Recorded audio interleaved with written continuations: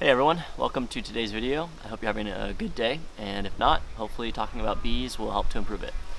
Today we're going to talk a little bit about how to prepare a space for a beehive. If you're going to be moving onto your property or to a new area, what that space needs to look like and how it needs to kind of function, and then how to orient the bees and just set them up with a couple of tips and tricks in a way that will just make it the best case scenario for them to thrive in that area. So it's a little windy today, so I might do voiceovers for the rest of this.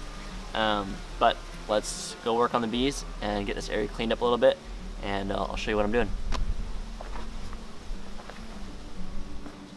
Alright, so the first thing that I like to do is start my smoker, especially when I'm working around the bees. Then I suit up and get to my sweaty work. My path to the hive is unfortunately loaded with California grass, which also surrounds my hive, so I took some time to clear those up. And the main thing I want to talk about today was maybe how you position and what you position your beehive on. So when putting down cinder blocks or a foundation for your hives to be sit on, it's best to lay down some weed mat or some other kind of barrier that will help to be in between the cinder blocks, whatever you put the hive on, onto the direct ground. And that can help you to avoid pests from making their way up into the hive. Ants and cockroaches are the main issues, at least the ones that we face in our area, but it could also help with beetles and other things that might be coming up into your hive in your own specific area. Another thing that you might want to take note of is that when you're putting a hive in its spot, you want it to be on a flat, even surface, but it's not necessarily a good thing for that even surface to be level.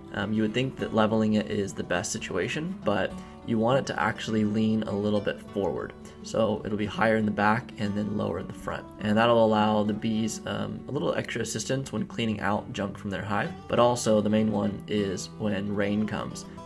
Even if you're in a spot that doesn't receive a lot of rain, any rain or water that would get into the hive, you want it to easily pour back out of the hive instead of sitting back into a spot or sitting on a flat surface, which will then rot the wood that your hive is built out of. And then the last main thing to mention is positioning. You'll want to position your hive so it faces south to southeast, which will help give the hive 6 to 8 hours of light. Then make sure to give them at least 10 feet in front of their hives as a path to get in and out of their hive without much obstruction.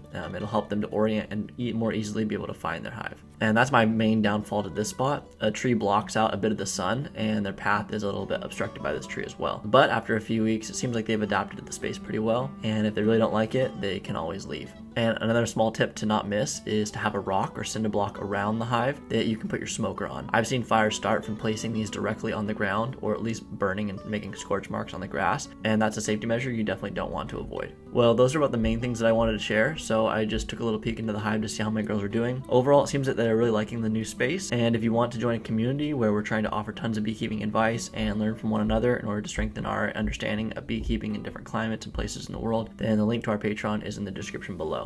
Other than that, thanks for watching, and I hope this helped some of you who are starting the first stages of beekeeping or just wanting to learn more.